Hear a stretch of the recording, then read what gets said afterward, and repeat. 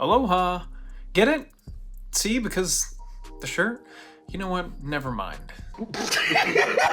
Let's talk growth. So if you're chasing a dream, you need someone in your corner who's a little bit ahead of you. Not a celebrity, not some guru, just someone who's been in the game a little bit longer. One of the best things that happened to me recently, I made friends with another comic who's several years ahead. He shows me where the good open mics are. He gives me feedback. He even introduced me to people who I wouldn't have met on my own. But the biggest thing, he inspires me to level up. Not by hyping me up, but just by being better at what I'm trying to do. And that makes me want to rise to his level. So don't just grind in isolation. Find someone who challenges you, supports you, and makes you uncomfortable in the best way. That's how you grow. So let's talk about week 13 in my journey to become a stand-up comedian in just 1 year. So this week I drove down from Portland to Salem to go to an open mic at the Infinity Room.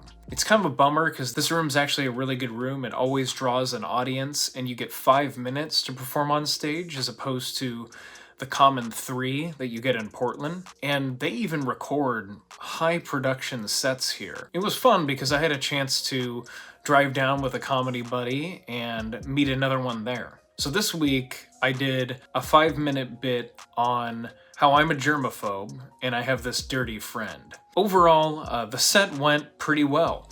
I would say it started off slower, and I've been noticing that when I go to rooms where I'm a little more uncomfortable, because I'm stretching myself, I'm getting outside of my comfort zone. I've been doing this thing where I tense up right on stage. I feel like the audience can sense that. Like, for instance, if you see in this clip right here, I've been doing this thing where I'll kind of hold out my hand like this to the audience, and I kind of caught myself in retrospect and realized I think I'm kind of doing that as like a nervous tick, maybe kind of like a please like me.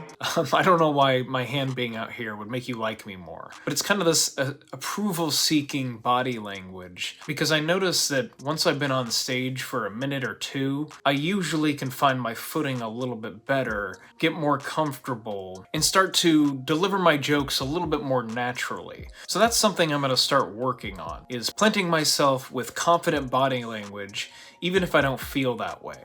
Because overall, this set, started kind of slow, and I was doing not great to okay until, I want to say, the second half. This is how he chooses to wash his hands. Okay? He comes over to my kitchen, he grabs the lid off of my Keurig water filter. Are you guys listening?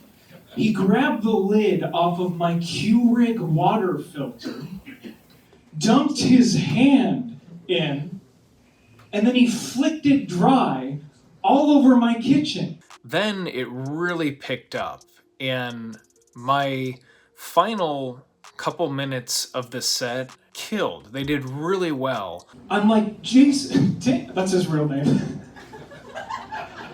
I'm like, Dan, what goes through your mind? Let's eat the chips out of this bowl, because I was really hoping we could bet on all the diseases we're gonna get. We'll make it a game. Guess the hepatitis. Tune back in next week if we make it that far. It was really great to get that feedback from the audience, because I worked really hard on it. So, what was the highlight of this week? Well, I would say the highlight was the end of my set, but maybe more than that, just getting to connect with other comics. In fact, I even have a clip here of a little interview I did with them after the mic. How did you guys both feel about the mic tonight? I enjoyed it, but I think if I was doing new material, I would have gotten less. It was reserved energy. Yeah. But that's what we deal with. Who do you guys think did better out of both of you? That's me. It wasn't a comedy contest. Yeah, it wasn't, but I don't think I'd want to.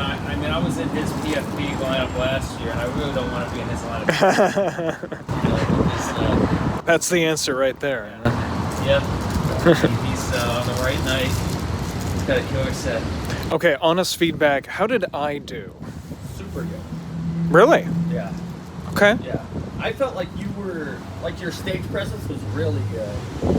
And if I had to guess how far you were into comedy, like by your stage presence, I would have said like 2 to 4 years. So overall, it was just really fun to be there with other comics, because a lot of times I go alone. I might know the other comics there casually, but it's nice to finally be making some friends and just enjoying comedy together. What was the low light of the week? I would say the low light is just my slow start in the set that I did. I remember messing up some things. I said some things out of order. I missed some lines, and the audience may or may not have been able to tell, but that's always frustrating when that happens, because I leave being like, I wanted to, hear how that line was going to do when it was placed there. That was the place to say it. Because I spent a lot of time thinking about and ordering my set before I get on stage. So when I miss things like that, it's a bummer. How am I feeling? Overall, great. I think that it's good to be doing comedy with others. It makes it way more fun. Overall, I'm just a little bit disappointed in how my set started, but that really didn't take away from an otherwise great week and fun open mic over in Salem, Oregon. Well, that's going to do it for week 13 in my journey to become a stand-up comedian in just 1 year.